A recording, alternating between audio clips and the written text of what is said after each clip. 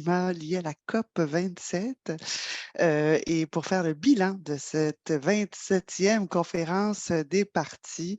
Je suis moi-même une participante assidue des COP depuis 7 ans, donc j'ai bien hâte d'entendre aussi ce que nos panélistes ont à nous dire pour la suite. Alors, un petit peu de contexte avant d'aborder les discussions.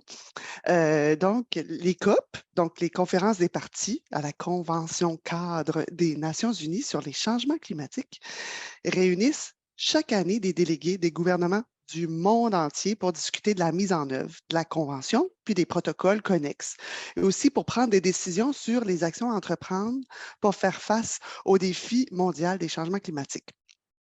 C'est ensuite évidemment la responsabilité des gouvernements de mettre en œuvre ces décisions-là et leurs propres engagements au sein de leur juridiction. Donc, en novembre 2022, a eu lieu cette 27e conférence à Sharm el-Sheikh, en Égypte. Et le bilan de cet événement n'a pas été à la hauteur des attentes de ceux et celles qui souhaitent davantage d'ambition, davantage d'action à la hauteur, et vraiment, et voilà. Donc, c'est sûr que je choquerai personne en disant que si on se regarde aussi comme société québécoise, on peut à la fois se dire que nous sommes en mouvement pour contrer les changements climatiques et s'y adapter, mais que nous ne sommes pas toujours à la hauteur. Et donc, évidemment, il faut faire plus vite. Il faut aussi, il faut faire plus. Et puis, il faut mettre en œuvre les engagements que nous prenons au gouvernement et aussi, comme dans les organisations de la société civile, les entreprises, les individus, les ménages, à la hauteur, évidemment, de leurs moyens. Et dans ce contexte, le gouvernement du Québec a réalisé des grandes annonces à la COP 27, comme par exemple l'apport de 10 millions au fonds d'adaptation aux pays en développement, ou encore le lancement du programme Action Climat Québec. De leur côté, les syndicats, les représentants de la société civile et les groupes jeunesse mettent aussi au jeu des propositions, des solutions, des engagements.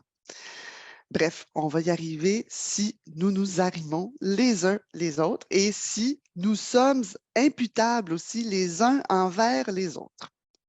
Et pour discuter de toutes ces questions et des rôles que nous avons et que nous pouvons tous et toutes jouer, on a le privilège d'avoir avec nous aujourd'hui Monsieur Benoît Charette, ministre de l'Environnement, de la lutte contre les changements climatiques, de la faune et des parcs, qui va se joindre à nous dans environ 25 minutes.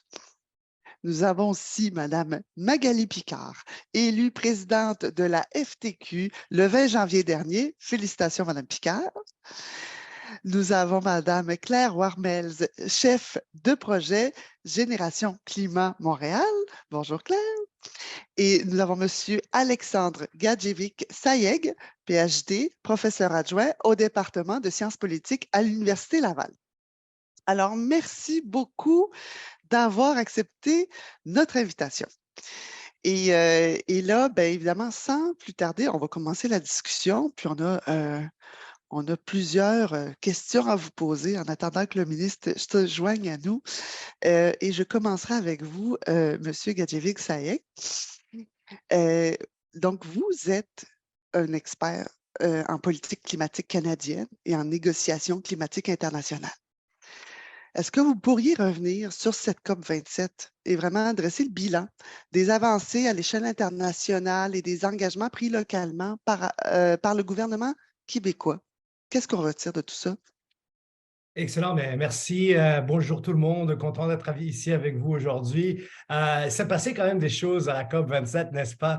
Je pense qu'il y a comme, disons, au niveau international, il y a 3 choses, voire 4 choses qu'on devrait retenir de cet accord-là. Alors, je pense que premièrement, quelque chose qui a été pendant 30 ans à l'agenda et finalement on a réussi à aboutir à l'avoir dans l'accord, c'est au fait cette création d'un fonds pour les pertes et dommages des pays en développement. Alors finalement, en fait, c'est une demande qui est autour de la table depuis très longtemps et finalement, les pays en développement vont avoir des compensations pour des dommages desquels la plupart d'entre eux ne sont aucunement responsables. Alors, ils souffrent les impacts des changements climatiques Et ils n'ont pas causé ces changements climatiques en question. Et aujourd'hui, donc finalement, à la COP27, donc une grande avancée, on pourrait dire, d'avoir mis sur place cette idée d'avoir un fonds. Et au fait, je pense que dans les suites, ça va être comment est-ce qu'on va alimenter ce fonds-là et différents fonds. Mais je dirais que cet élément-là était très important, non seulement pour la justice climatique globale, mais également pour la crédibilité elle-même des négociations internationales. Alors, c'est quelque chose qu'on attendait depuis longtemps et la justice climatique est quelque chose qui a fait défaut pendant très longtemps et que finalement, donc, les pays développés ont pris les devants. Alors, ça, c'est un élément très important. D'un côté un peu moins rose, on pourrait dire la déception autour de l'idée que la diminution de la production de pétrole et de gaz n'a pas fait partie du texte. Donc, on pourrait dire que ça fait une autre année qu'on perd dans les négociations climatiques internationales de ne pas, au fait, parler de l'éléphant dans la pièce, de pourquoi est-ce qu'on réussit à diminuer, pourquoi on ne réussit pas à diminuer nos émissions. Ben, c'est à cause de la production de pétrole et de gaz d'abord et avant tout. Et le fait qu'on n'a pas réussi encore à mettre l'idée de non seulement plafonner nos émissions aujourd'hui, mais de diminuer la production mondiale de pétrole et de gaz, c'est très indicatif de où est-ce qu'on est dans les relations internationales pour le climat aujourd'hui. Alors, c'est un élément que ça a été mis en lumière encore une fois. Donc, après l'échec de Glasgow à ce niveau-là, encore une fois, un échec lors de la COP27. Alors, ça, c'était le deuxième élément très important. Je dirais qu'un troisième élément à souligner serait au fait qu'on a continué notre travail au niveau du méthane. Donc, il y a 150 pays qui se sont engagés au niveau de la diminution des émissions de méthane, qui est un gaz à effet de serre très puissant. Alors, ça, c'est un point positif aussi. Et si je pourrais finir, je dirais que si on était pour souligner un quatrième élément que je crois va être vraiment à surveiller dans les prochaines années, ce sont un peu les accords plutôt bilatérales ou à plus petite échelle, notamment les Just Energy Transition Partnerships. Très important. Alors, on a vu un premier avec l'Afrique du Sud créé lors de la COP26 et on a vu deux autres lors de la COP27 avec l'Indonésie et le Vietnam. Ça, c'était très, très important. Pourquoi? Parce que là, on réussit directement à aller vers des pays qui sont très dépendants du charbon et là, on est en train de leur donner directement les moyens de passer du charbon vers des énergies plus propres. Alors ça, c'est un élément très, très important et je crois qu'on réussit à faire beaucoup de progrès des fois avec des accords un peu plus précis, un peu plus petits comme ceux-là. La question à surveiller va être est-ce que cet argent-là va servir à passer directement du charbon aux énergies renouvelables ou est-ce qu'on va passer par le gaz naturel en chemin? Et j'espère que justement, on va réussir à avoir suffisamment de pression pour aller directement vers les énergies renouvelables. Le gaz naturel serait très dommageable environnementalement et économiquement si on était pour utiliser cette énergie-là. Alors voilà, je pense que à mes yeux, 4 éléments à retenir de la dernière COP. Merci beaucoup. Je voulais avoir votre point de vue sur quand vous avez parlé justement de ces ententes par rapport aux pertes et préjudices, euh, par rapport au gouvernement du Québec, on a entendu qu'ils se sont commis là-dessus. Est-ce qu'ils ont joué un rôle dans ce genre de négociation-là? Est-ce que ça fait partie de... Est-ce que vous savez? Ben, c'est un élément important, le fait que le gouvernement du Québec a fait part de leadership à ce moment-là. Je crois que le fait d'avoir dit, bon, on va mettre comme 10 millions sur la table, c'est pas négligeable. Et c'est quelque chose qu'on aurait pu voir, en fait, différents acteurs, mais je pense que la suite des choses va être vraiment est-ce que le leadership sur cette question-là va s'étendre, en fait? Donc, est-ce qu'on va montrer, est-ce qu'on va vraiment donner l'exemple? Est-ce qu'on va essayer de rejoindre d'autres partis qui, en fait, sont en position de donner des fonds qui vont être extrêmement importants pour des pays qui vont subir ces impacts-là? Alors, je pense que ça, c'est comme un très bon coup du Québec lors de la dernière COP. Merci. Puis vous mentionniez l'échec de la référence au pétrole et au gaz dans l'accord de la COP 27, dans ce qui a été.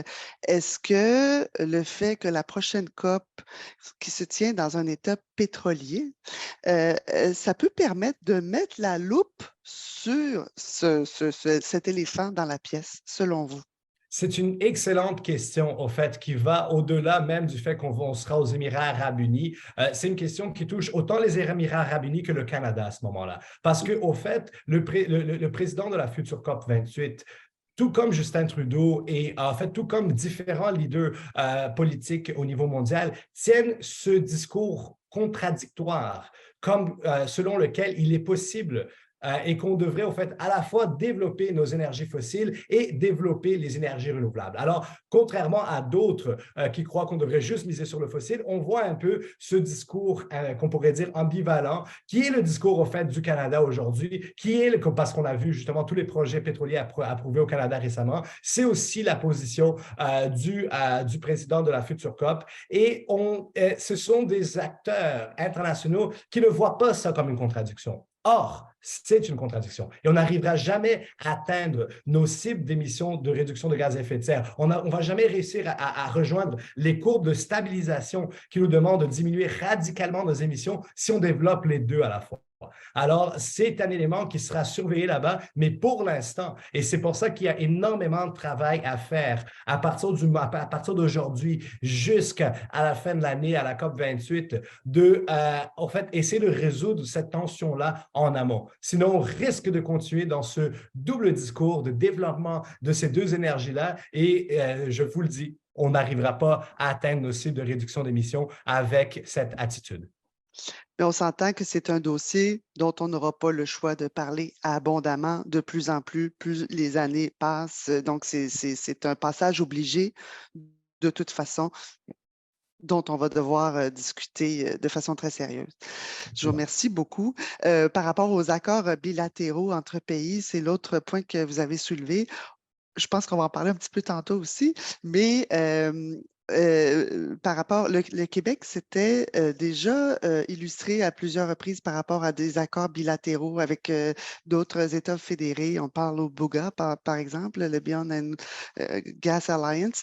Est-ce que vous savez s'il y a d'autres choses en cours comme ça qui ont lieu par rapport au Québec ou par rapport au Canada avec d'autres juridictions pour faire avancer des éléments précis? C'est une très bonne question. Justement, je ne sais pas. OK. Peut-être parce qu'il n'y en a pas, peut-être qu'il y en a, mais ce sont des éléments, c'est ce genre de leadership. En fait, j'ai vu autour de la table, justement, avec les Just Energy Transition Partnerships, plutôt des pays européens, j'aimerais voir le Canada en soutien à ce genre d'initiative. Je crois qu'on est en très bonne position, en fait, pour mettre de l'avant ce genre d'initiative, en fait, essayer d'aller dans des pays précis. Regardez, on va vous donner les moyens d'arrêter d'utiliser le charbon. C'est primordial aujourd'hui. Et ces pays, la plupart, ont des ressources à la maison. Ils ont le charbon à la maison. Et on leur demande de ne pas utiliser ce charbon-là, tandis que nous, on a utilisé des ressources fossiles pendant très, très longtemps. Alors, j'espère qu'on va avoir davantage. Alors, on est quand même un peu au début de ce genre d'accord à plus petite échelle, mais je crois qu'on peut faire du progrès rapidement avec ça. Et comme on sait, avec l'état de la crise climatique aujourd'hui, toutes les bonnes solutions doivent être poursuivies et ça fait partie des solutions qu'on doit poursuivre. Merci infiniment. On aura sûrement l'occasion de refaire des liens avec toutes ces informations que vous venez de nous transmettre. Madame Picard, je m'adresse à vous. La FTQ est très engagée lors de ces sommets internationaux et veille vraiment constamment à ce que les concepts de transition juste soient intégrés au sein des négociations climatiques internationales. Qu'est-ce que pensait la FTQ de l'accord adopté à l'issue de cette COP-là? Est-ce qu'il y a l'adoption d'un plan de travail pour la transition juste? Donc, qu'est-ce que vous pensez de cette décision-là, puis en quoi ça consiste vraiment? Premièrement, merci. Merci pour l'invitation. Très heureuse d'être avec vous ce midi. J'aurais écouté Alexandre toute la journée. Quel excellent pédagogue. Mais pour répondre à votre question, je pense qu'il faut remettre en contexte l'aspect continental des COP. Cette dernière était sur le continent africain. Donc, il était important de saisir les enjeux liés à cette partie du monde-là. Néanmoins, comme beaucoup d'autres organisations, on était inquiets que cette COP se déroule en Égypte, pays où les droits humains sont continuellement bafoués. Donc, à titre d'exemple, plusieurs de nos collègues syndicaux croupissent dans les prisons. La FTQ a dénoncé cette situation avant, pendant puis après la COP. D'ailleurs, plusieurs membres de notre délégation ont subi du harcèlement politique. Ceci étant dit, revenons à cette COP africaine. Elle était également la première depuis la finalisation du guide de mise en œuvre de l'accord de Paris. C'était donc la COP de l'implantation, présidée par un pays en voie de développement. On est très satisfait du principal gain de cette COP et Alexandre en a parlé, la création d'un fonds pour les pertes et dommages. Pourquoi? C'est la première fois que les pays développés, tels que le Canada, reconnaissent leurs responsabilités concernant la crise climatique et s'engagent dans la voie de la réparation. C'est majeur. On est à même de constater les dommages dans les pays en voie de développement en travaillant étroitement et solidairement avec nos collègues syndicaux dans les pays du Sud, qui luttent littéralement pour leur survie. Vous savez, l'action climatique, ça ne s'arrête pas aux frontières d'un pays. Puis la FTQ a toujours répondu présente quand il est question de solidarité internationale. Cependant, là, malgré les pas de géant concernant l'ambition climatique depuis 2015, on doit conclure que la dernière COP nous a démontré qu'on entrait dans le cruncher. Là. Ça veut dire qu'avant la COP 21 en 2015, les projections de réchauffement climatique étaient à 6 degrés Celsius. Après l'adoption de l'accord de Paris, les projections étaient passées à 4 degrés Celsius. Depuis, l'écart n'a cessé de diminuer. Avant l'ouverture ou à l'ouverture de la COP en 27, les projections étaient à 2,4 degrés Celsius. On est reparti de cette COP-là avec un scénario à 2,7. Ce que ça signifie, là, c'est que les prochaines étapes vont être extrêmement difficiles. C'est l'ensemble de notre système économique qui va devoir revoir ses façons de faire. Donc, concernant maintenant le programme de travail sur la transition juste, on en est très fiers. C'est un cheminement important depuis la COP 21. Puis le mouvement syndical international s'approprie cette réussite. Ce programme permettra aux États de mettre en œuvre de façon concertée des mécanismes de transition juste sous 2 axes importants pour les syndicats, le dialogue social et la protection sociale. Il nous reste à nous assurer que les aspects concernant les droits humains et le droit du travail soient également inclus dans ces mécanismes. Donc, il est important que les syndicats participent aux décisions parce que vous le savez, si on n'est pas à la table, c'est qu'on n'est pas au menu. Et ça, je vous le dis, on n'acceptera jamais ça. Je suis à vous. Merci, Madame Picard. Donc, on parle ici vous avez abordé toute la notion, entre autres, des droits humains, là, vraiment, qui est à la base de tout, et surtout pour la FTQ. On sait à quel point c'est au centre de votre mission. La responsabilité historique aussi des pays, donc cette ouverture-là, mais aussi le fait qu'on est sorti avec une COP, avec un bilan moins bon que ce qu'on aurait pensé, même quand on fait référence au degré. Puis vous parlez des prochaines étapes, puis de revoir nos façons de faire. Quand on est un gros syndicat comme la FTQ, comment on aborde ça, nos façons de faire, quand on est en urgence climatique et que la croissance des inégalités sociales ne cesse de se faire? Comment? Oui. Bien, on parle beaucoup de dialogue social. Hein? Puis moi, je peux vous parler comme je pourrais me mettre dans le groupe des 600 000 travailleurs que l'on représente.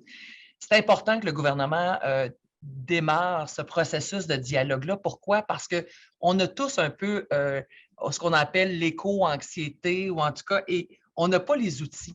C'est beau le dialogue d'experts, on en a besoin. Je le disais, moi j'écouterai Alexandre, c'est un sujet qui m'interpelle depuis longtemps.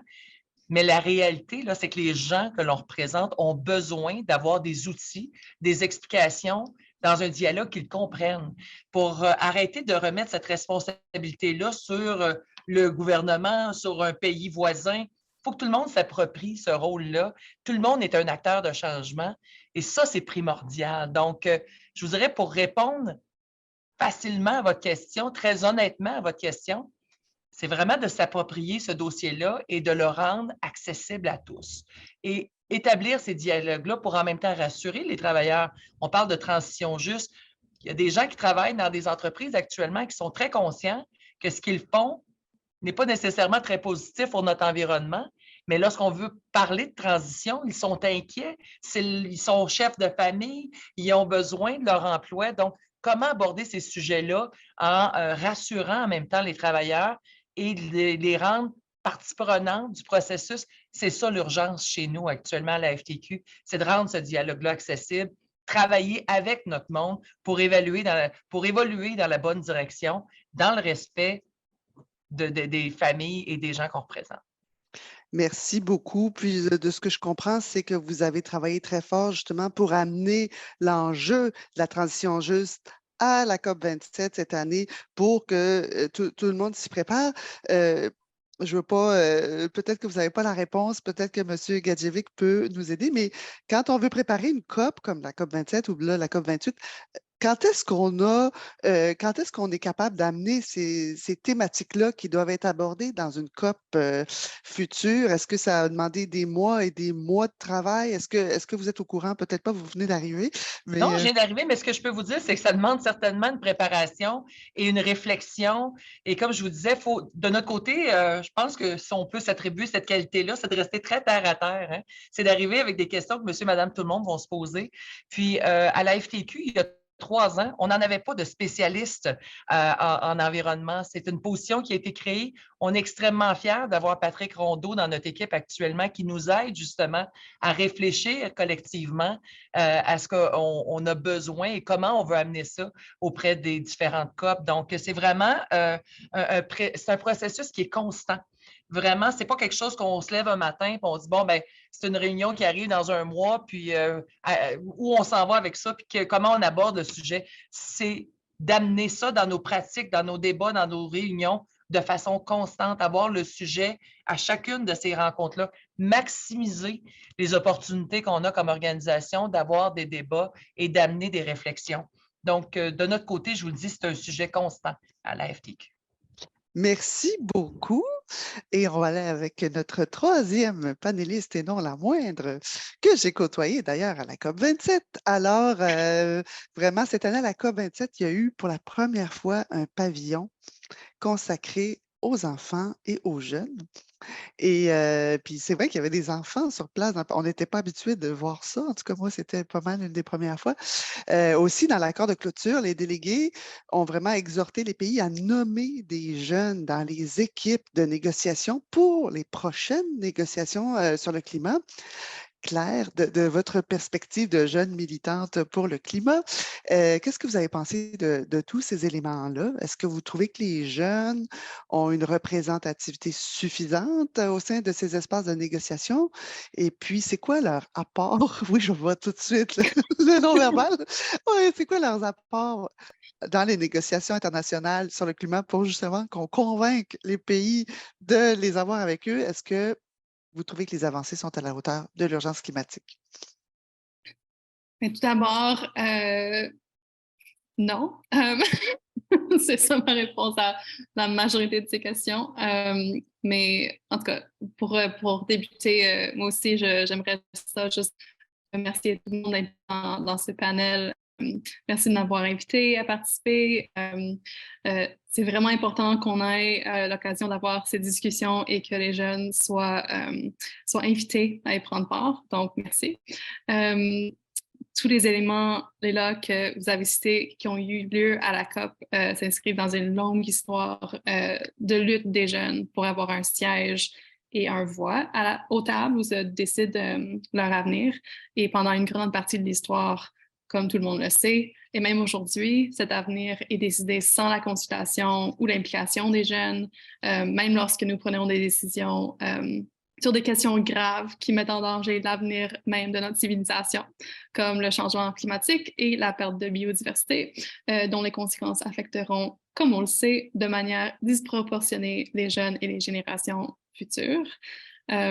Donc, au sein de la CCNUCC, les jeunes n'étaient pas officiellement considérés comme des parties prenantes avant 2005. C'est la date de la création de Youngo. Donc déjà, on voit l'évolution. En novembre dernier, le pavillon de la jeunesse a donné aux jeunes ayant une chance d'être présents au COP un espace physique organiser et discuter de nos besoins et objectifs collectifs. Mais si vous consultez la déclaration de la jeunesse rédigée à la COP27, un texte rédigé avant les négociations par des jeunes délégués représentant plein de pays à travers le monde et plein de communautés à travers le monde, vous constaterez qu'il reste encore beaucoup de travail à faire en matière d'inclusion des jeunes, en matière de dialogue intergénérationnel lors des COP. Donc, vous avez raison, des appels ont été obligés les pays à notamment inclure plus de jeunes dans leur délégation officielle. Il y a même eu des appels à faire ici au Canada, ici au Québec, comme le Mexique, c'est-à-dire former des jeunes pour représenter les pays en tant que négociateurs et négociatrices aux tables de négociation. Moi, j'ai personnellement pu parler avec Stephen Coon, qui est un des principaux négociateurs du Canada, lui parler de l'introduction de ce genre de programme au Canada. On verra où ça nous mène. Mais bref, pour ce qui est des avancements du dossier jeunesse et de la justice intergénérationnelle, c'est un dossier qui me tient absolument à cœur. Ici au Québec, ici au Canada, on a les ressources de faire plus, puis on devrait faire plus. Nous devons aller plus loin, alors beaucoup plus loin que les formes de représentation qui sont d'une importance capitale, mais il faut le dire, nominale. Les jeunes qui ont été, sont assez, moi je dirais même désespérément, on a désespérément besoin d'avoir notre mot à dire dans le processus décisionnel de notre pays, de notre province en matière de climat, tant qu'après la COP que durant la COP. Et pour ceux qui ne le savent pas, c'est vraiment ça la raison pour laquelle les jeunes du Québec se mobilisent autant pour la création d'un comité jeunesse permanent sur le climat au Québec à l'Assemblée nationale. Donc, bref, des comités de jeunes qui établissent des opportunités significatives de commentaires, de consultation, de dialogue intergénérationnel autour de la prise de décision environnementale ont vu le jour au niveau fédéral, dans des pays comme la France et même au sein de la CCNUCC. Donc, nous, on a vraiment besoin au niveau provincial de ce genre de comité où de nombreuses décisions environnementales sont prises. Et on espère que 1 an après notre gouvernement provincial se soit engagé à étudier la possibilité de créer ce genre de comité, nous pourrons aller de l'avant et en créer un cette année. Donc finalement, j'ajouterais dans mon assez long commentaire qu'une chose que les jeunes de Génération Climat Montréal ont aussi souligné dans chacune de nos rencontres avec les jeunes, avec les ministres et les députés provinciaux, et l'importance d'augmenter notre objectif, sans trop comme lancer un débat de cible, là, mais il y a comme un principe en anglais qui dit « If you fail to plan, you plan to fail ». Donc, c'est pour ça que la cible, je trouve que dans ma vie personnelle, dans mes relations personnelles, je trouve que c'est l'enjeu qui cause le plus de désespoir parmi les jeunes. Le fait que notre cible n'est même pas à la hauteur de ce que nous dit la science climatique, n'est même pas à la hauteur de notre juste port, c'est-à-dire 65% de réduction selon les niveaux de 1990. Donc voilà, nous espérons que également ce printemps, plus qu'1 an après la signature du pacte de Glasgow, qui nous oblige à réviser une cible que nous n'avons pas ajustée depuis 2015. Nous verrons le Québec respecter la science et élever notre objectif à la juste part du Québec, soit 60%. 65%. Merci. Voilà. Merci beaucoup, Claire. Donc, on avait beaucoup de messages à passer. C'est super. Et puis, donc, l'enjeu de la cible, l'inclusion des jeunes, la formation des jeunes pour qu'ils puissent vraiment être partie prenante. On a parlé de la forte mobilisation de la jeunesse du Québec. Et puis, historiquement, le Québec, tout confondu, a toujours une très forte mobilisation, d'ailleurs, dans les COP. On a une des plus grandes délégations. Aujourd'hui, là, en février 2023, pour se préparer à la COP 28, qu'est-ce que vous faites parce que là, on va accueillir bientôt le ministre de l'Environnement du Québec, mais par rapport au Canada, parce que c'est quand même le pays qui fait avancer les négociations à la table des autres pays, qu'est-ce que vous faites pour qu'on s'assure et qu'est-ce qu'on peut faire peut-être pour vous aider qu'il y ait des jeunes à la table de négociation pour de vrai en novembre prochain? Ma réponse à moi va refléter sûrement la théorie du changement générationnel et, entre autres, l'importance de rencontrer nos élus, même si ce ne sont pas des élus qui représentent notre circonscription à nous, de quand même aller de l'avant puis rencontrer le plus de monde qui font partie des partis d'opposition, parce que c'est vraiment à travers eux, surtout s'il y a comme un consensus établi entre eux, qu'on a la chance de mettre la pression sur notre gouvernement pour faire plus. Donc, on est assez chanceux à Montréal d'avoir le ministre de l'Environnement fédéral basé ici. Donc, il y a beaucoup d'opportunités devant nous, puis il faut juste commencer le travail plus tôt que tard parce qu'on s'entend que les agendas pour les COP s'établissent plusieurs mois d'avance. Ouais, bref, ça fait partie d'un grand mouvement citoyen. J'ai compris aussi que il y a des pays pour lesquels on a déjà des représentants jeunesse qui font partie des équipes de négociation. Est-ce que j'ai bien compris ça? Le Mexique, vous avez parlé de la France, ai-je bien compris? Donc, on peut se comparer davantage pour mettre un peu de pression supplémentaire? Voilà. En fait, la France, c'est un pays où il existe déjà un comité jeunesse sur le climat. Donc, mais c'est vraiment... Moi, j'ai parlé à une négociatrice qui s'appelle, mon Dieu, je pense que son premier nom, c'est Camilla. Elle a rencontré plein de jeunes au pavillon jeunesse lors de la COP27. Puis elle nous a parlé de ce programme-là. Puis elle a parlé du fait qu'en général, le Canada et le Mexique, ils s'entendent assez bien ensemble. Puis elle a déjà parlé longuement avec les négociateurs du Canada de la possibilité d'introduire un tel programme ici. Donc, je pense qu'ils sont au courant que ça se fait. On voit des jeunes aux tables de négociation. C'est quand même une chose assez impressionnante à voir. Puis ce serait cool qu'il y ait plus de représentation jeunesse dans les équipes de négociation canadiennes. Voilà. Absolument. Bien, merci beaucoup. C'est vraiment, je pense qu'on peut se donner des missions, tout le monde, de contribuer à ça dans un souci d'équité intergénérationnelle, vraiment. Donc voilà. Le ministre, bonjour, M. Charest. J'espère que vous allez bien. Merci de nous rejoindre à cet événement. Donc, est-ce que vous nous entendez? Je pense que vous êtes en train de vous connecter. Là, je vois que ça bouge. Bonjour, bienvenue. Désolé. Le lien semblait brisé dans l'agenda. Donc, ça va bien? Ça va bien. On est très heureux de vous avoir avec nous. On parle beaucoup de vous depuis tout à l'heure. Donc, voilà.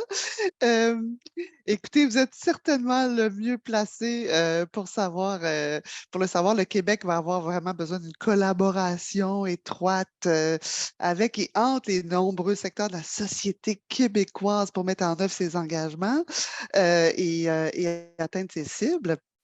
Et afin de favoriser un dialogue justement intersectoriel, on a pensé à donner l'opportunité à chacun des panélistes ici de vous poser une question à vous, Monsieur le ministre. Donc, j'espère que vous êtes prêts et je vais commencer avec Monsieur Gadjevic. Bonjour, Monsieur le ministre. Merci d'être ici avec nous aujourd'hui. Je suis content de vous rencontrer. J'ai deux petites questions pour vous, mais elles ne sont pas si petites, d'accord? En fait, le Québec a signé deux bons coups lors des COP 26 et les COP 27. Je pense au fait d'avoir rejoint la Beyond Oil and Gas Alliance, donc très bon coup du Québec, et le fait d'avoir fourni de l'aide aux pays en développement dans leur lutte au changement climatique, notamment pour leur adaptation au changement climatique. Mes questions pour vous maintenant. Quel serait le leadership du Québec, que le Québec pourrait avoir au sein de la Fédération et à l'international pour que la diminution de pétrole et de gaz fasse vraiment partie du texte qu'on pourrait signer à la fin de l'année à la COP 28. Donc, la diminution du pétrole et du gaz dans le texte, c'est ce qui manquait. Qu'est-ce que le Québec pourrait faire comme leadership? Deuxième question, quel leadership le Québec pourrait avoir au sein de la Fédération et aussi à l'international pour que davantage de pays développés augmentent leur niveau de contribution à l'aide aux pays en développement dans leur lutte contre les changements climatiques, en particulier dans la décarbonisation de leur économie? De bonnes questions. D'abord, désolé, j'ai eu différentes difficultés à me connecter, donc content d'être avec vous. Pour ce qui est du BOGA, la partie facile, c'était de signer son adhésion. Quand je dis la partie facile, c'est un engagement qui aurait pu rester sans suite, mais on est allé plus loin très, très rapidement dans les semaines et les mois qui ont suivi. Non seulement il y a un projet de loi qui a été déposé, mais il a été depuis en bonne et due forme adopté. On devient un des rares États dans le monde à avoir pris un engagement de cette nature-là, donc se priver d'un potentiel bien réel de développement économique. Et la raison pour laquelle on a pris cette décision-là, c'est le principe du verrouillage carbone. À partir du moment où on aurait investi, oui, on aurait pu dire ça évite des importations, c'est préférable que ce soit un pétrole local plutôt qu'importé, tout ça. Mais à partir du moment où on investit dans des infrastructures de cette nature-là, on sera de moins en moins proactif par la suite pour diminuer notre dépendance aux énergies fossiles. Donc, la signature, c'est une chose, mais il fallait donner suite de façon concrète par la suite. C'est ce qu'on a pu faire. Pour ce qui est du leadership au niveau du Canada, sans jugement, on est tous à des endroits bien, bien différents. Donc, moi, je ne me sens pas légitimé de donner des leçons à qui que ce soit là, au niveau canadien.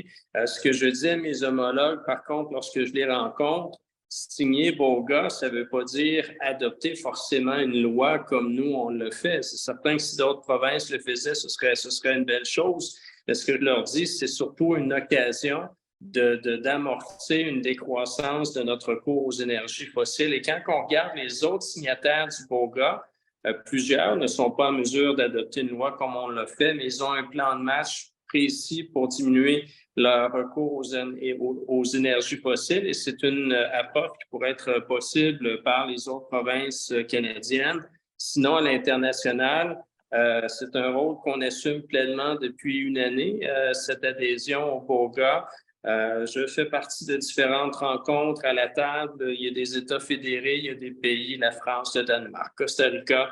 L'État de Washington s'est joint il y a quelques semaines tout juste. Donc, c'est effectivement de répéter le même discours. Si vous pouvez adopter des lois comme on le fait, tant mieux. Sinon, c'est de s'inscrire dans un mouvement où, année après année, on vise une décroissance au recours là, aux énergies fossiles. Et je mets beaucoup d'espoir dans le BOGA, très curieux de voir au cours de la prochaine année, des prochaines années, quel est le leadership que cette alliance-là assumera. Mais les premières rencontres auxquelles je prends part, franchement, c'est encourageant, très, très encouragé pour la suite des choses.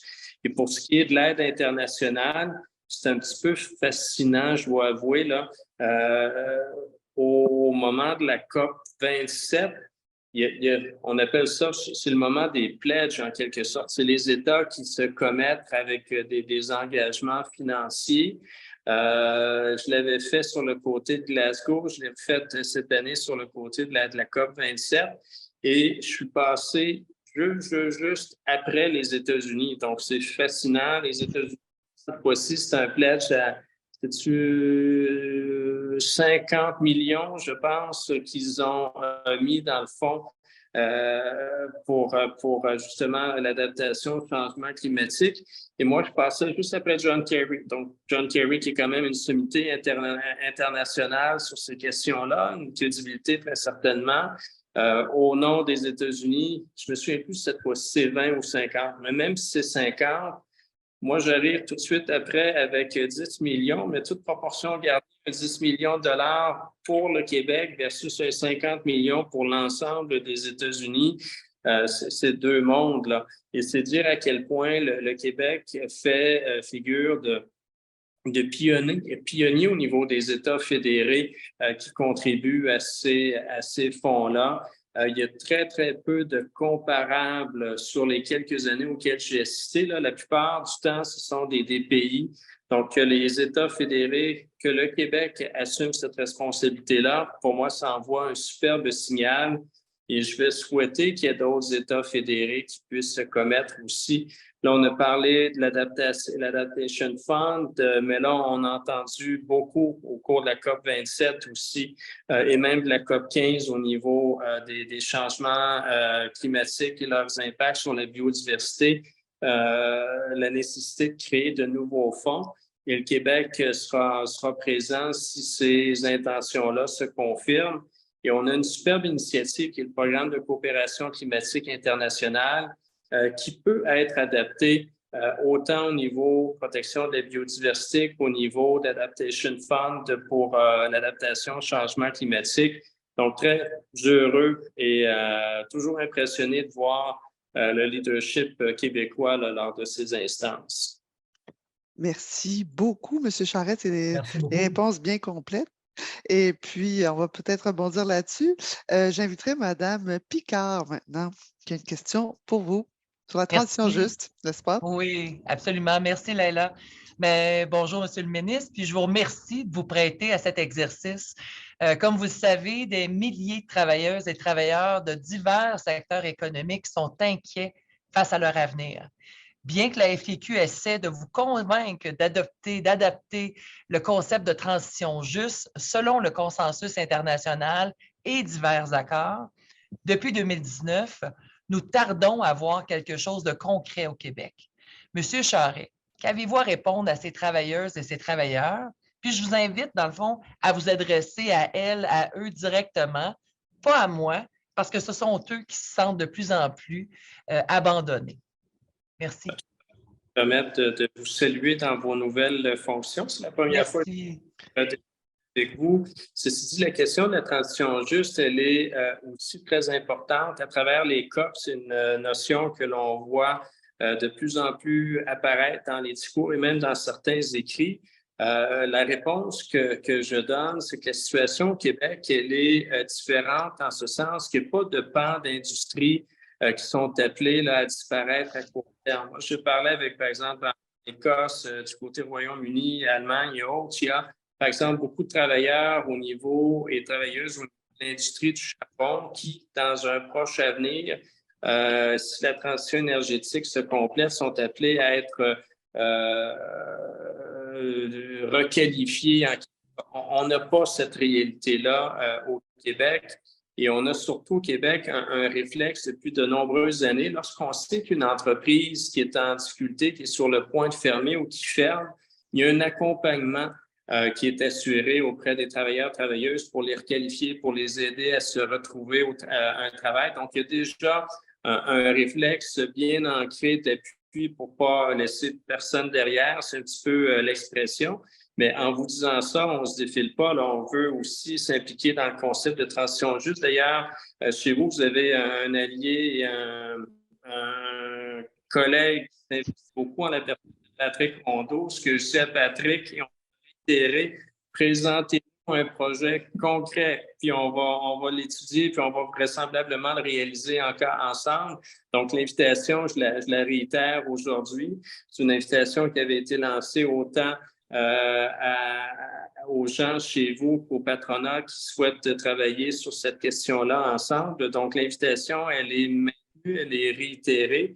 Donc, on est très heureux là, de recevoir un projet sur lequel travailler. Sinon, dans l'intervalle, il y a des initiatives. Si on regarde le plan de mise en œuvre de la politique pour une économie verte, il y a un volet de requalification qui est abordé. Puis on a d'ailleurs commencé de façon très concrète avec les partenaires du marché du travail pour le secteur du transport. Donc, il y a un mandat spécifique qui a été confié pour qu'on puisse identifier les besoins de main-d'œuvre pour la transition énergétique au niveau du transport, quels sont les impacts sur les travailleurs, travailleuses actuels de cette industrie-là. Donc, ça, c'est un mandat qui est sur le point de se terminer. Et dès le départ, le signal qu'on a envoyé, lorsque ce mandat précis-là sera terminé, on pourra en confier un autre. Donc, non seulement on veut y aller par industrie, il y a aussi ce réflexe Québec d'appuyer nos travailleurs et travailleuses lorsque leurs emplois sont menacés, ça, peu importe le secteur, et ultimement, peut-être un projet là, qui pourrait être développé et réalisé ensemble au cours des prochains mois. Est-ce que je peux me permettre, Laila? Bien, écoutez, merci de l'invitation. Certainement que j'aimerais qu'on puisse se rencontrer. Je parlais avant votre arrivée effectivement de notre fierté d'avoir Patrick Rondeau ici à la FTQ. Il y a certains projets qui vous ont été déposés. Ce qui est important pour nous, c'est de comprendre que les changements climatiques actuels ont des impacts sur nos travailleurs actuellement. Donc, et l'autre chose, c'est que ce n'est pas juste d'accompagner lors de perte d'emploi. On a déjà l'assurance emploi pour ça. Transition juste pour nous, ça amène tout un volet recyclage au niveau des emplois et tout ça. Donc, dossier extrêmement important. Mais merci pour votre invitation parce que nous allons certainement avoir la chance, si vous me le permettez, de vous rencontrer dans un futur rapproché parce que c'est un dossier prioritaire pour la FTQ. Merci beaucoup, M. le ministre. Plaisir.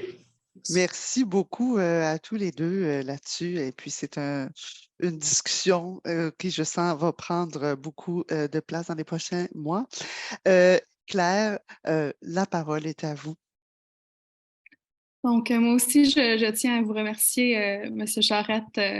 Vraiment cool de vous revoir sur ce panel. Comme vous le savez, en avril dernier, horizontal, inclusif, participatif et transparent. La création d'un comité Conseil jeunesse permanent sur le climat a reçu l'assentiment unanime de l'Assemblée nationale. En décembre dernier, lors d'un débat multipartite sur les questions liées à la COP 15, vous-même avez déclaré que vous souhaitiez inclure un comité permanent jeunesse sur le climat dans le budget qui sera déposé en mars prochain. Ma question est la suivante. Comment ce dossier a-t-il avancé depuis avril dernier? Quel sera le processus du gouvernement pour inclure le dossier de ce comité jeunesse dans le budget de ce printemps?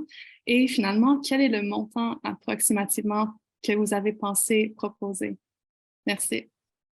Un plaisir de vous retrouver également cet après-midi. Juste vous mentionner une petite nuance. Ce n'est pas à travers le budget, mais bien à travers la présentation du prochain plan de mise en œuvre. Parce que vous savez, au niveau de la politique pour une économie verte, le plan pour une économie verte, on fonctionne avec les revenus du carbone et on a l'équivalent de notre propre budget. Donc, le gouvernement du Québec va publier son budget là, quelque part, sans doute en mars. Et nous, on va publier notre budget dans les semaines qui vont suivre, ce qui va représenter là, le plan de mise en œuvre numéro 3. Donc, c'est réellement toujours dans nos intentions de donner suite à cette motion-là de l'Assemblée nationale. On est toujours en train de regarder un petit peu comment la mettre en place, cette structure de concertation jeunesse. Ce que je disais à l'époque, je le répète, on déplore en quelque sorte l'abolition du Conseil permanent de la jeunesse il y a quelques années, qui aurait été une belle structure pour accueillir ce mandat-là. Elle n'existe plus, donc il faut faire avec cette réalité. Mais le plan de mise en œuvre devrait jeter les bases. Et pour ce qui est des sommes qui sont associées, ça, c'est comme le budget. Là. On est dans une période de confidentialité. On est tenu à cette confidentialité-là de par la loi. Donc, je ne peux pas parler de mesures budgétaires à ce moment-ci. Mais naturellement, à partir du moment où il y a une mesure, il y a un montant qui sera associé et on s'assurera que la démarche soit non seulement efficace, mais qu'il puisse avoir le soutien financier requis là, pour réellement accomplir la finalité là, de cette motion-là. Merci beaucoup. Merci beaucoup, M. Charette. Je pense que vous avez des engagements qui suivent et que vous ne pouvez pas rester avec nous jusqu'au bout. Est-ce qu'il y a un message d'espoir que vous pourriez laisser à tout le monde avant qu'on se quitte en prévision de la prochaine COP? C'est de voir la mobilisation au Québec et pour un ministre de l'Environnement, c'est parfois, je le dis avec le sourire, c'est parfois non pas achalant, non pas tannant, mais c'est comment le dire sans paraître offensé, c'est une pression qui est constructive et quand c'est achalant, c'est que des fois, les bons coups, on aimerait qu'ils soient, parce qu'ils sont très, très bien relevés à l'international. C'est même surprenant de voir l'accueil que le Québec peut avoir. Au Québec, c'est un petit peu plus difficile d'avoir cette reconnaissance-là, mais c'est tant mieux en même temps. C'est ça que je voulais dire. C'est une pression qui est constructive, qui nous amène à en faire encore davantage. Je pense qu'on a pris des engagements très forts au moment de la COP 27. Au moment de la COP 15, il y a des engagements extrêmement forts et porteurs qui ont aussi été pris. Puis là-dessus, on est aussi accompagné d'un bon bilan. On avait fait beaucoup dans le premier mandat en matière de biodigestion. On va en faire plus maintenant. Donc, c'est une pression, même si elle n'est pas toujours reconnue au Québec, c'est une pression qui est constructive et qui nous amène à nous dépasser. Donc, moi, je dis aux gens, continuez. Ce que je dis également, le plan de mise en œuvre 3 qui va être présenté, je l'ai mentionné il y a quelques minutes, là, dans les prochaines semaines, sera pour moi, je pense, un signal d'encouragement assez fort, assez intéressant. On risque d'avoir de beaux budgets pour nous accompagner. Ce sera l'occasion de dire où on en est aussi dans les objectifs et les pourcentages pour atteindre notre cible. Donc, ça va être un moment charnière, certainement, un moment encourageant et ça va être notre guide, en quelque sorte, pour la prochaine année. Et c'est une grande innovation qui a été faite avec la mise en place des plans de mise en œuvre. C'est un suivi qui est fait de façon annuelle avec des ajustements, des mises à jour qui sont annuelles pour ne pas perdre d'année. Parce qu'il n'y a pas si longtemps, on gérait, oui, un fonds, on mettait en place un programme, on le laissait rouler pendant 5 ans, même si le programme ne donnait pas les résultats escomptés et on perdait du temps précieux et du financement précieux aussi. Donc là, à chaque année, on arrive avec une nouvelle mise à jour, ce qui fait que si une initiative qui n'a pas livré les résultats escomptés, on ne veut pas perdre ce financement-là, on ne veut pas perdre le temps, on y va avec soit un renforcement ou un remplacement. Donc, on est beaucoup plus agile. Et le pourcentage d'atteinte par rapport à la cible de 2030 devrait être confirmé à ce moment-là. Puis on était, juste pour donner une idée, là, on était à 42 % la première année. On était à 51 % l'année suivante. J'ai bon espoir qu'on se rapproche de 60 % le printemps prochain, ce qui veut dire que si on ajoute ces pourcentages-là année après année, ben, on aura notre 100 % en 2030 et on sera malheureusement un des rares États dans le monde à atteindre sa cible, mais heureusement pour le Québec, là, au niveau de sa crédibilité et du leadership qu'il souhaite assumer là, sur ces questions-là. Merci beaucoup, Monsieur le ministre. Je comprends qu'on va être attentif au prochain plan de mise en œuvre qui va sortir ce printemps et au prochain budget aussi. Et puis, merci d'avoir été avec nous aujourd'hui. Désolé, c'est effectivement un caucus qui commence dans 5 petites minutes avec période de questions ensuite, mais très content là, de vous savoir présent et en train d'échanger sur ces questions importantes-là. Merci beaucoup. D'ailleurs, merci pour vos réponses. Je pourrais parler dans mes cours. C'est très, très apprécié. Bon, une belle fin de journée, puis on se dit à bientôt là, dans tous les cas. Merci. Merci. Au revoir. Merci. Donc, on va continuer. Donc, évidemment, grâce à l'intervention du ministre Charette, on a vraiment une meilleure idée de la stratégie du gouvernement en matière de mise en œuvre de ses engagements. En tout cas, on s'en doutait un peu, mais là, on s'est fait confirmer des éléments sur lesquels ils vont vouloir avancer. Puis là, j'aimerais ça vous entendre chacun d'entre vous, à la fois sur votre rôle à vous, celui de la société civile du Québec durant la prochaine année. Et au-delà de la mise en œuvre de ces engagements, comment s'assurer que le gouvernement respecte ses engagements? On nous a invités à maintenir une pression. C'est vraiment une pression qui est souhaitable et souhaitée. Donc, j'aimerais ça vous entendre chacun votre tour. Claire, je commencerai avec vous. Oui, mon intervention là-dessus sera bien courte parce que j'en ai déjà un peu parlé. Bref, dans mon rôle en tant que chef de projet de Génération Climat, nous, on va poursuivre nos rencontres avec les élus, surtout des partis d'opposition, parce que non seulement maintenir une pression sur notre gouvernement lui-même, mais il faut aussi travailler de l'autre bord, puis de s'assurer que les autres membres de l'Assemblée nationale fassent pression eux aussi. Puis c'est comme ça, en certain sens. C'est comme ça que ça marche. Donc, ce sera une partie de notre stratégie. Je peux vous dire qu'il y aura quand même on avance sur ce dossier-là, disons, dans les mois à venir. On s'attend à se rendre à Québec pour faire plus de travail d'ici le printemps. Non seulement une fois, mais 2 fois. Puis nos alliés à Oxfam Québec, à l'Écotech de l'Université de Montréal et même Enjeu, on fait en sorte qu'il y a eu une consultation jeunesse lors de la COP27 ce novembre dernier, justement pour poser la question de quelle serait la structure et le fonctionnement idéal d'un tel comité à l'Assemblée nationale. Puis voilà, on aimerait ça que ce rapport final soit déposé ce printemps, puis qu'on puisse faire avancer au moins ce dossier-là.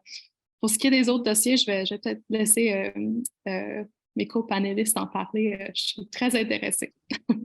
Merci beaucoup, Claire, pour ça. Puis je pense que on a un devoir aussi de voir comment chacun dans nos activités, on peut donner appui à la jeunesse dans toutes ses revendications. En tout cas, chez nous, on essaie de le faire à chaque fois, mais si jamais il y a des choses qu'on ne fait pas assez bien collectivement pour faire de la place à la jeunesse, c'est bon de nous le rappeler aussi. Donc là-dessus, je vais passer la parole à Mme Picard.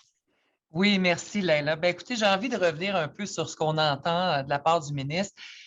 C'est très préoccupant d'associer les changements. Lorsque j'entends le ministre dire qu'il n'y a pas d'emploi en danger actuellement au Québec, moi, je peux vous dire que ce n'est pas notre constat. Donc, il faut absolument dissocier ce discours-là où il n'y a pas de risque de perte d'emploi. Les changements climatiques amènent énormément d'enjeux sur les emplois au Québec. Et ça, on ne peut pas le nier, on ne peut pas se mettre la tête dans le sable. C'est ce qu'on ne veut pas. Donc, comment on va mettre de la pression sur le gouvernement? Mais je peux vous dire, vous avez entendu, on va s'assurer à la FTQ de rencontrer le ministre dans les prochaines semaines. C'est notre rôle, ça, à la FTQ. C'est ce qu'on fait à tous les niveaux au Québec. Oui, en environnement, mais dans d'autres sphères également. Donc, très, très préoccupant ce que j'entends. On me dit que, j'entends le ministre dire « J'attends un projet, venez nous voir ». Il y a plusieurs projets qui ont été déposés par la FTQ. Alors, je ne veux pas profiter du fait que le ministre nous a quittés pour dire, écoutez, ce n'est pas exactement ce que j'ai comme scénario, chose certaine. On va les redéposer. On va se représenter devant le ministre. On va rester positif. Moi, je viens d'arriver en poste. Ça me fera plaisir d'aller rencontrer le ministre et de le talonner avec ces enjeux-là. Parce que oui, on est bien sûr, la FTQ, là pour protéger les travailleurs et les emplois, mais on est là aussi pour protéger l'ensemble de la population et notre planète est importante. Donc, ce qu'on veut, nous, c'est accompagner les travailleurs vers une transition juste et ça, c'est drôlement important. Donc, la FTQ joue un rôle de la société civile, c'est crucial pour nous. C'est pour cette raison-là qu'on veut établir des dialogues pour le climat et sur le climat. Puis ça germe dans notre tête depuis longtemps. Il faut aussi réunir l'ensemble de la société civile québécoise qui travaille de près ou de loin au COP et à tous les enjeux de négociation climatique internationale. Vous savez, là, la COP, ça dure 1 semaine par année. C'est précédé par 3 sessions de travail de la Convention cadre de l'ONU sur les changements climatiques. Ça veut dire que des moments de rencontre internationales, ça dure 4 semaines par année. Ce n'est pas à ce moment-là qu'on va réinventer le monde puis qu'on va régler tout le sort de la planète. Là. Ça prend des moments qui vont faire en sorte qu'on aura des dialogues de façon constante au Québec. Ça va nous permettre d'aller plus loin dans l'ambition climatique en négociant, bien sûr, des accords cadres. Donc, notre rôle lors des COP, c'est de s'assurer que le langage est plus ambitieux, plus contraignant que possible. Puis il faut que le travail, c'est loin, dans le fond, le travail, c'est loin de s'arrêter là. Notre principal rôle en tant que société civile, c'est de s'assurer que l'ambition climatique internationale se traduit en gestes concrets au niveau domestique. C'est là que le travail est le plus important. Il faut rappeler au gouvernement leurs engagements et leurs responsabilités. Ça, je vous le dis, là, je m'y engage sérieusement. Ça demande un travail véritable de concertation et de pression au niveau local, tout en étant cohérent avec les réalités que vivent nos collègues des pays en voie de développement.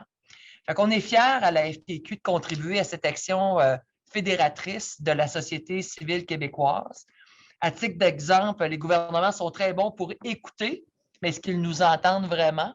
Est-ce qu'il y a des actions concrètes qui rejoignent nos préoccupations de la société civile? La FTQ croit qu'il faut arrêter de se préoccuper de la crise climatique. Puis là, il y a le temps de s'en occuper. Merci beaucoup pour ce choix de mots, Madame Picard, important. J'avais quand même une question de précision pour éclairer les gens qui nous écoutent, qui sont peut-être moins au parfum de justement des éléments de transition juste qui touchent le Québec. Quand vous dites qu'il y a des pertes d'emplois annoncées, est-ce que vous pourriez nous donner quelques exemples qui vous viennent en tête? Parce que je pense que ça aiderait à comprendre un peu qu'est-ce que cette transition veut dire. Bien, on n'en a aucune idée actuellement de quels sont exactement ces postes-là. Il faut faire une étude approfondie, il faut établir ce dialogue-là. Le gouvernement ne veut pas faire l'exercice actuellement et c'est pour ça que le ministre peut dire comme ça, ouvertement, ben écoutez, il n'y en a pas de perte d'emploi. C'est sûr, quand on ne fait pas de démarche, on ne fait pas d'études, bon, on n'est pas capable d'appuyer ces affirmations-là avec des chiffres, des nombres et des titres de catégories d'emploi. Est-ce qu'il y en a? C'est certain qu'il y en a. Moi, vous savez, je suis membre des Premières Nations, des gens qui vivent de la pêche et de la chasse. Ça vient dans plusieurs de nos territoires. Allez parler avec ces gens-là qui vivent de la nature. Ils vont vous parler d'une façon extrêmement urgente du besoin d'agir. On le voit dans certains domaines. Vous savez, j'étais ce matin avec le directeur national des métallos. Il y en a des préoccupations, sont en pleine négociation actuellement avec leurs employeurs. Et il y a certainement une préoccupation de ces travailleurs-là, à savoir, est-ce qu'on va exister encore dans 10 ans, dans 15 ans? Donc, oui, il y a des impacts, mais en même temps, c'est un exercice qui est à faire, c'est un exercice que le gouvernement devrait entreprendre. On veut travailler avec eux, mais ce qu'on sait, c'est qu'il y a des impacts, et oui, il y a des impacts sur les travailleurs actuellement. Fait qu'actuellement, vous recevez les inquiétudes de vos membres, mais on n'est pas capable de bien mesurer qui va être impacté exactement, hormis cette inquiétude qu'on gère dans le milieu. Et je veux quand même préciser, je l'ai dit tantôt, là, lorsqu'on parle de transition juste, pour nous, ce n'est pas égal à perte d'emploi. Transition juste, pour nous, c'est de prendre une entreprise qui actuellement pollue et être capable d'améliorer cette entreprise-là, de la mission, les outils qui sont utilisés et de former, bien sûr, la main-d'œuvre qu'ils ont besoin actuellement pour être capable de s'adapter à cette nouvelle réalité-là. Donc, pour moi, la transition juste, c'est autre chose que des programmes d'assurance-emploi pour les gens qui ont perdu leur travail. C'est vraiment pour moi complètement deux catégories là, à ne pas confondre. À ne pas confondre. Je vous remercie beaucoup. Alors, Monsieur Gadjevic-Sayek, de votre côté, notre rôle comme société civile au Québec pour s'assurer de la mise en œuvre des engagements, qu'est-ce que c'est? Ben, c'est très le fun parce que ça connecte ce que tout le monde a dit depuis tout à l'heure. En fait, ça connecte ce qu'a dit Monsieur le ministre, ça connecte avec ce qu'a dit Mme Ormel, notamment parce que j'enseigne à une jeunesse qui à la fois est très mobilisée et très inquiète. Et ça connecte définitivement avec ce que vous avez dit, Mme Picard. Et croyez-moi, moi aussi, je pourrais vous écouter parler très, très longtemps, notamment parce que c'est de la musique à mes oreilles. Mais c'est fascinant que vous dites qu'il n'y a pas d'études qui sont faites en ce moment.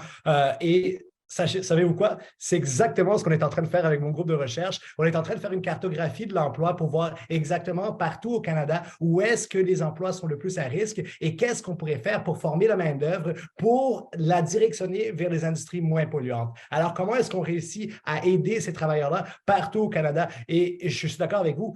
C'est sûr qu'en Alberta, en Saskatchewan, on parle d'un nombre de travailleurs très, très important. Mais ce n'est pas vrai que ce n'est pas le cas au Québec. On peut penser notamment aux raffineries, on peut penser notamment aux alumineries, on peut penser notamment aux cimenteries. Il y a comme beaucoup d'industries polluantes où ces travailleurs-là sont inquiets. Et d'ailleurs, je me croise les doigts pour avoir un nouveau financement auquel j'ai demandé parce qu'on veut aller sur le terrain et justement parler à vous et parler à tous ces travailleurs-là pour comprendre vraiment leurs inquiétudes. Alors, on veut aller en Alberta, on veut aller voir les industries les plus polluantes au Québec également et voir quelles sont les inquiétudes de ces travailleurs-là. Et là, je vous dis une chose parce que notre première étude est sortie, on a les résultats, on va la publier bientôt si tout va bien. C'est que, et là, ça connecte avec ce qu'a dit Monsieur le ministre également, c'est que, et ça connecte avec la question d'ailleurs à l'ordre maintenant, c'est qu'on commence à avoir les données qui prouvent qu'une transition plus juste serait beaucoup plus acceptable de la population et que, par conséquent, elle pourrait être beaucoup plus rapide. On est en train de montrer maintenant que lorsqu'on augmente nos ambitions climatiques sans prendre soin des travailleurs les plus affectés, des citoyens les plus affectés, notamment des Premières Nations les plus affectées, on perd du soutien. Mais si on augmente nos ambitions climatiques et on attache à ça des mesures de transition juste, le soutien partout au Canada augmente pour la transition énergétique. Et donc, c'est quelque chose, et là, c'est quelque chose qui va justement toucher beaucoup tout ce que vous avez dit, Mme Picard, mais je pense aussi la population plus largement. Je crois que si le message des gouvernements était on est là pour prendre soin de la population durant cette transition-là. On est là pour aider les citoyens. On est là, on va vous... Oui, par exemple, on pourrait penser à la question de l'écofiscalité au Québec. On devrait rendre les comportements plus polluants beaucoup plus chers. Right? Ça devrait, c'est comme ça qu'on va réussir à nous directionner vers des comportements non polluants. On devrait les rendre plus chers. Mais on devrait aussi prendre soin de la population ce faisant, c'est-à-dire augmenter les choix pour un meilleur transport collectif de qualité, rendre les transports actifs beaucoup plus sécuritaires, augmenter les bornes de recharge pour les voitures électriques et notamment faire ça de manière juste. Donc, s'assurer que surtout les plus vulnérables de la société, les travailleurs les plus vulnérables, les citoyens et citoyennes les plus vulnérables ne vont pas être abandonnés, comme vous avez dit tout à l'heure, dans cette transition-là. Alors, notre travail, notamment de notre groupe de recherche, c'est de connecter la recherche académique avec la société civile autour de questions comme ça. Alors, on veut connecter la science avec la société et justement comme faire nos recherches, mais rendre ces recherches-là les plus utiles possibles pour les citoyens, les citoyennes, pour les gouvernements et pour divers groupes qui sont autour de la table et qui peuvent justement nous aider à faire cette transition-là en prenant soin de notre population, mais en même temps en l'accélérant pour pouvoir atteindre nos objectifs plus vite parce que je crois que notre intuition semble être pas mal la bonne, c'est si on réussit ça à faire de manière plus juste, on va avoir beaucoup plus d'acceptabilité sociale. Et on en parle beaucoup d'acceptabilité sociale au Québec. Bien, justement, cette acceptabilité-là, elle n'arrive pas du ciel. C'est en donnant les messages qu'on est en train de prendre soin des gens qu'on réussit à la forger, cette acceptabilité-là. Donc, je trouve que ce que vous avez dit, tout le monde est vraiment très intéressant. Et croyez-nous, nous, c'est notre travail quotidien. Mon groupe et moi, on travaille à tous les jours sur ces questions-là. Merci beaucoup. Donc, je comprends qu'il y a vraiment une étude là, qu'on va lire bientôt, une publication qui va tous nous éduquer collectivement liée à la transition juste au Québec, donc la cartographie des emplois. Vous avez parlé aussi de toute cette justice climatique. On parle de plus en plus de ça maintenant, hein, passer la transition juste à la justice climatique. Il y a toute une évolution là-dedans, puis des mesures qui vont impacter les citoyens à leur juste part, on va dire ça comme ça, avec l'écofiscalité, avec le principe du pollueur-payeur. Donc, il y a plusieurs façons auxquelles on peut nous-mêmes participer à cette mise en œuvre-là, on a le Mais temps là, est-ce pour que une je peux me permettre? Oui, Juste une seconde. Moi, je veux réagir parce qu'honnêtement, vous parliez de musique à vos oreilles, c'est la même chose. Ce que vous venez de dire, c'est tellement inspirant et rassurant. Je peux vous dire que je reçois des textes actuellement de nos gens qui sont sur le comité environnement à la FTQ et on va avoir à travailler ensemble. C'est un grand travail d'équipe, hein, l'environnement. Tout le monde est concerné. Alors, sachez qu'on a bien hâte de pouvoir vous rencontrer et d'en apprendre davantage sur cette étude-là. Pareillement. merci. Avant qu'on prenne quelques questions des gens qui nous écoutent, là, il nous reste 10 mois avant la prochaine COP, la COP 28. On a une COP 15 dans le corps qu'on n'avait pas hein, l'année passée. Donc, on a quand même des notions de biodiversité, de causes sous-jacentes qui sont apparues sur le radar, qui viennent, qui nous appellent à faire des changements systémiques quand même dans toutes nos façons de faire et puis même notre conception même de notre économie. Dans cette perspective-là, on voit les ministres qui parlent de sobriété, on ne sait pas trop jusqu'où ils vont là-dedans, comment ils comprennent eux-mêmes, mais qu'est-ce que, compte tenu de tout ça, quelle approche, qu'est-ce qui est C'est quoi notre rêve par rapport à la participation du Québec à la COP 28? Fort de cette COP 15 qu'on vient de terminer, de cette COP 27 et de tous ces engagements et tout ça, et puis de ce qui va être dévoilé même ce printemps, en 1 minute, si chacun, vous pouviez me dire votre idéal par rapport à ce qui est souhaité du Québec pour la COP 28. Je vais commencer avec Mme Picard. Merci, je vais faire ça vite. 1 minute, ça passe vite. Donc, Mhm. une fois de plus, on va avoir besoin de mettre toute la pression possible pour que les droits humains soient considérés dans l'entente finale de la COP 28. Ce sera également le moment où les mécanismes du fonds pour les pertes et dommages seront négociés. Il ne faut pas que le gain historique des pays en voie de développement soit dilué dans un processus qui empêcherait la mise en œuvre de ce fonds rapidement. On veut des mécanismes rigoureux et rapides parce que pendant ce temps, des gens meurent tous les jours à cause du réchauffement climatique. La COP 28 sera également l'aboutissement du processus du bilan global, considéré comme le cœur de l'accord de Paris. C'est le mécanisme qui permet d'évaluer le progrès de l'accord de Paris et on n'acceptera pas une évaluation qui démontre son échec. Ceci étant dit, le point le plus important sur la question des hydrocarbures, la communauté internationale est déjà à pied d'œuvre pour dénoncer la présidence de la COP 28 et ses liens avec l'industrie pétrolière. De plus, on constate que de plus en plus, la présence des lobbyistes des énergies fossiles de COP en COP. Nous demandons formellement et fermement que la Convention cadre de l'ONU sur les changements climatiques se munisse d'une définition sur les conflits d'intérêts et de mécanismes assurant une déclaration d'intérêt pour y voir clair et agir. Parce que les choix économiques des prochaines années définiront notre réussite ou notre échec globalement, et la FTQ demeure très ferme que cette réponse ne peut pas passer par l'expansion de l'industrie des hydrocarbures. Mais surtout, la FTQ veut poursuivre plus que jamais son travail de rallier la société civile autour des grands consensus et agir ensemble. Finalement, gardons en tête que ce n'est pas tout le monde qui est au même niveau et que notre travail, c'est de rassembler. Merci beaucoup, Mme Picard. Monsieur Gadjevic.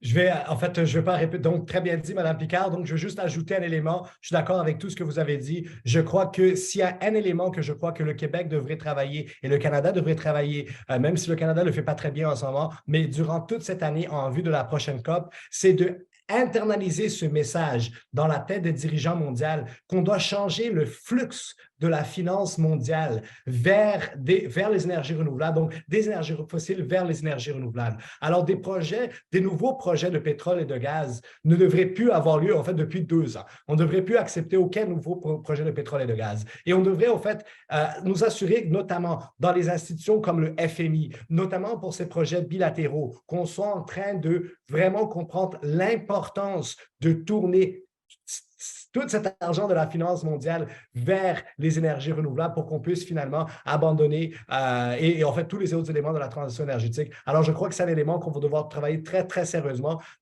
durant toute l'année parce qu'il n'est clairement pas assez bien compris au niveau international et je crois qu'avec une conférence à la fin de l'année aux Émirats arabes unis, cette question-là sera assez incontournable. Merci beaucoup. Claire, de votre côté. Rêve. Moi, j'aimerais bien voir, comme vous le savez, un comité jeunesse être établi au Québec d'ici la COP 28. Ça, c'est sûr. J'aimerais aussi que dans le nouveau, la mise en œuvre, la mise à jour de la mise en œuvre du PEV, qu'on y voit une révision de la cible du Québec. Ça, ce serait très important pour les jeunes. Puis finalement, moi aussi, je répéterai peut-être ce que disent mes autres co-panélistes, mais surtout ce qu'a dit Mme Picard. Moi, je me rappelle, il y avait comme parmi mes expériences mémorables à la COP27, pour moi, c'était une intervention par Patrick Rondeau sur justement la question d'introduire une définition concrète des conflits d'intérêts. Parce que je peux parler du milieu des jeunes, là. Vous avez vu qu'il y a un mouvement Fuck la COP qui gagne de l'ampleur à Montréal, puis partout au Québec, disons. Puis il y a des jeunes qui se sentent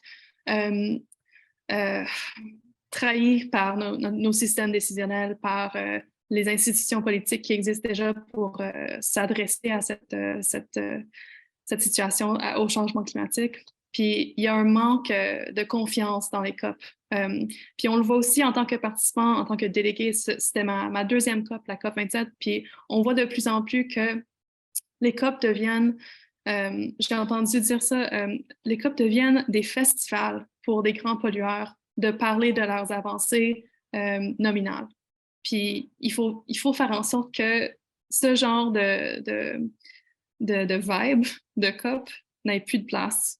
Puis ça commence par s'attaquer au conflit d'intérêts qui existe dans la présidence de la COP 28 et aussi dans les délégations officielles et dans les contenus des panels dans les pavillons. Bref, c'est un peu ça ma vision d'ici la COP 28. Puis je vais finir aussi par, je sais qu'il y aura une période de questions aussi, mais j'aimerais juste inviter ceux et celles qui participent à cet appel de vraiment penser à eux aussi, soit nous joindre si vous êtes jeunes, dans nos réunions avec les élus, ou bien vraiment tenter de rejoindre vos élus d'ici le début de la COP28, parce que ce sont ces mois-ci qui s'en viennent qui vont vraiment compter. C'est pas lors de la COP qu'on peut faire grand chose, c'est vraiment avant.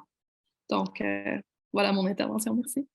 Merci beaucoup. Donc, on a beaucoup de messages vraiment par rapport à... Bon, on a parlé de la révision de la cible. On a parlé de ce message d'espoir parce qu'il y a un désabusement qui se fait du côté vraiment des jeunes par rapport aux institutions, par rapport à nos gouvernements, nos décideurs. Comment on redonne espoir à tout ça? Évidemment, la question de la transition juste est toujours aussi bien présente.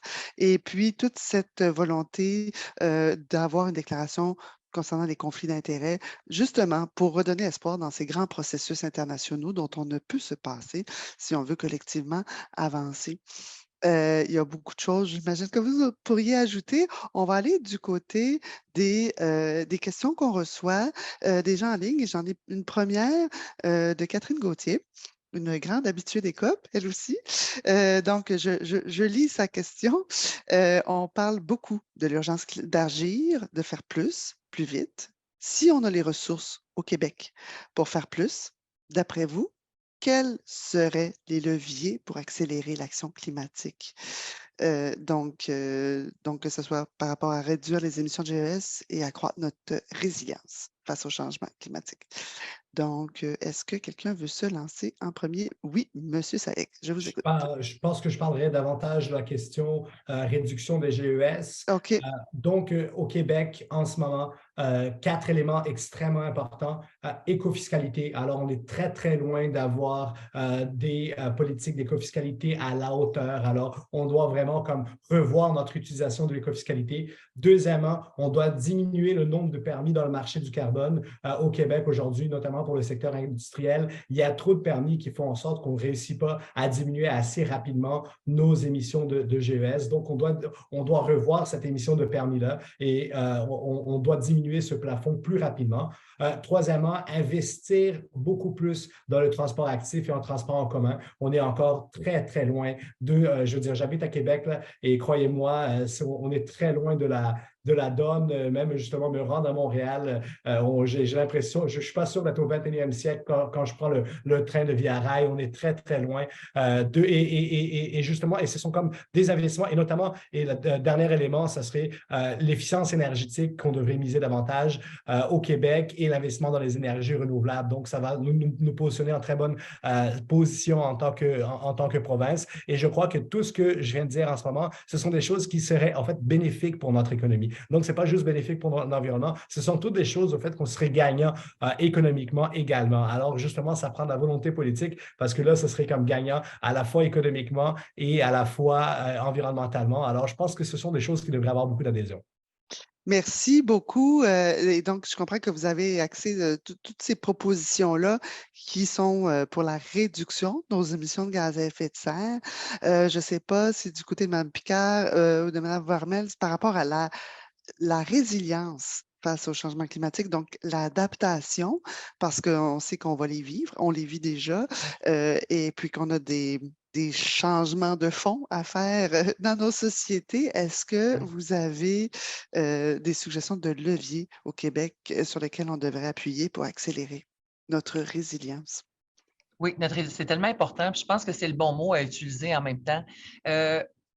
Dans le fond, c'est tout simple. Je parle beaucoup de dialogue, hein, parce que je pense que tout passe par là.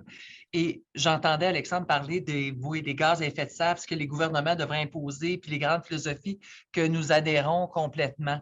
Notre travail comme groupe qui est responsable des gens de la classe moyenne, des moins bien des plus démunis, c'est vraiment d'amener des actions concrètes, faciles et faire en sorte que nos gens sentent qu'ils font partie de la solution. Dans le fond, beaucoup au niveau de l'éducation. On a des grands programmes d'éducation à la FTQ dans les différents syndicats au Québec. C'est d'amener le côté pratique de l'environnement, de ce que chaque individu peut faire. Dans le fond, c'est tout simplement de sensibiliser nos membres à avoir des pratiques qui sont plus éthiques. Et à partir du moment où on sent que dans notre quotidien, on change quelque chose qui est très simple, qui n'amène pas des mesures contraignantes dans notre vie et qui tantôt pourrait même être facilitantes. Parler du transport en commun, ce qu'on fait face actuellement, on se bat parce que les municipalités n'investissent plus dans le transport en commun, de moins en moins d'offres, avec des équipements qui sont désuets. C'est très préoccupant. Donc, d'être capable de sensibiliser notre monde à dire, écoutez, exigez de vos municipalités, du gouvernement, d'avoir des services de transport en commun adéquats qui vont être capables de faire en sorte que, oui, ça va faciliter votre vie, votre transport, mais en même temps, c'est un pas énorme pour l'environnement. Donc, de rendre le pratico-pratique entre le message qui peut être très épeurant, qui est énorme et qui, pour le travailleur moyen, peut paraître comme insurmontable et où on sent qu'on n'a pas les moyens, mais de ramener ça à des pratiques quotidiennes et tout simplement penser éthique dans nos pratiques, ça peut faire une grande différence. Merci beaucoup. Donc, c'est beaucoup par l'éducation. Oui. C'est là que j'entends vraiment le message principal. Si vous permettez, j'irai du côté d'une autre question qu'on nous a posée et ça vient de Anne-Céline Guyillon, une autre militante bien engagée dans la lutte au changement climatique et l'adaptation. Alors, je lis, la société civile québécoise est une des plus présentes dans les COP. Comment peut-on se servir de cet état de fait pour justement peser de tout notre poids pour faire sortir les pollueurs des COP? Donc, on a parlé ici de ce conflit d'intérêts, mais je sens que dans sa question, ce n'est pas suffisant. Est-ce que Claire, est-ce que tu voudrais briser la glace là-dessus ou si quelqu'un veut y aller de ce côté-là? Quand moi je pense, merci Anne-Céline, salut pour la bonne question. Pour vrai, quand moi je pense au pouvoir québécois, au pouvoir de la société civile québécoise face au COP, face au changement climatique, moi je pense, sans vouloir trop plugger les dialogues sur le climat, mais pour vrai, quand il y a comme des événements comme ça qui fassent le lien entre les participants à la COP et les participants à la COP qui restent au Québec, disons, que dès qu'on se parle plus lorsque ces grands événements se passent, on a beaucoup plus de pouvoir à comme amplifier les actions et le plaidoyer qu'on fait là-bas. Donc, ça, c'est la première chose qui me vient en tête. Pas sûr que ce soit la meilleure réponse. Je vais juste aussi ajouter quelque chose, sans vouloir trop comme retourner à la question précédente, mais si je peux me permettre. Quand moi, je pense au levier, je pense peut-être moins aux trucs concrets. Je dirais un élément assez fondamental dans le travail de Génération Climat, si on prend une position politique en général, c'est que c'est une position assez macro, puis c'est que il faut intégrer à nos systèmes, à nos processus décisionnels, une pensée systémique à l'avenir. Il y a un phénomène économique, en anglais, ça s'appelle future discounting, qui veut dire qu'on évalue soit les pertes ou les gains de l'avenir comme étant moins important que les pertes ou les gains qu'on peut avoir dans le présent. Puis je pense que si on inclut plus de jeunes en général dans nos prises de décision, ça nous donne l'opportunité ça fait en sorte qu'on pense plus souvent à l'avenir, puis aux conséquences à l'avenir. Puis ça, c'est fondamental, c'est moins concret. À mon avis, peu importe le moyen, il faut faire en sorte que ça se fasse intégrer de plus en plus à nos systèmes décisionnels. Voilà. Il faut que ça soit dans nos têtes en permanence. C'est pas compliqué. Donc voilà, Mme Picard, je sens que vous voulez ajouter quelque chose. Oui, je voulais un petit quelque chose. Écoutez, 2 choses. Premièrement, je ne pense pas qu'on est dans une position d'exclure qui que ce soit. Toutefois, la FTQ avait interpellé le ministre pour la COP 27. Et là, ce qu'on demande pour la COP 28, ce n'est pas débarquer à la COP 28 comme une mission commerciale. Ce qu'on s'attend, c'est vraiment d'inclure la société civile. C'est là où ça va amener une différence. Est-ce qu'il faudrait définir davantage la notion de conflit d'intérêts? Est-ce qu'il devrait y avoir un engagement des participants qui est une demande d'auto-évaluation, comment on dit ça, on s'analyse nous-mêmes et qu'on prend un engagement par écrit? On ne veut pas qu'il y ait de propagande qui soit faite à l'intérieur des COP et qui viendrait nuire au travail qui est tellement important. Mais déjà, si les pays se présentent à la COP et qu'ils ne voient pas ça comme une mission commerciale, c'est un petit peu comme ça qu'on voit que le Québec approche les COP actuellement. Ça, il y a un défi à ce niveau-là. Et c'est clair qu'on va rappeler au ministre qu'on veut absolument que la société civile fasse partie du débat, partie des COP. C'est important pour nous. Merci beaucoup. Donc, vous avez dit quelque chose, c'est évidemment, les COP, on ne pourra pas exclure les gens, mais il y a vraiment une façon de paramétrer comment on y va et les raisons pour lesquelles on va y participer. Donc, là-dessus, il y a du travail à faire, on va dire ça comme ça. Écoutez, on est à la fin du panel et je suis convaincue qu'on aurait eu d'autres questions, mais là, vraiment, le temps file, il nous reste 1 minute. J'aimerais ça vous remercier infiniment pour votre générosité dans vos propos et puis tous les conseils et puis aussi les constats que vous faites pour qu'on puisse tous y parvenir et bien se préparer en vue de cette prochaine COP 28 et tout ce qu'il y a à faire entre-temps. De toute façon, COP, pas COP, on y va. Donc voilà, donc c'était vraiment un honneur de pouvoir animer ce panel avec vous aujourd'hui. Puis j'espère qu'on va pouvoir poursuivre avec les dialogues pour le climat COP 28 prochainement là-dessus. Et merci à tous les participants aujourd'hui de nous avoir écoutés et d'avoir vraiment contribué à enrichir nos échanges. Et on va se dire à la prochaine fois. Merci. C'est bon. Je Merci vous remercie tout le monde. beaucoup. Merci d'avoir été là. J'ai quand même l'impression qu'on n'a pas fini de se parler sur toutes ces questions. Non, voilà, à suivre.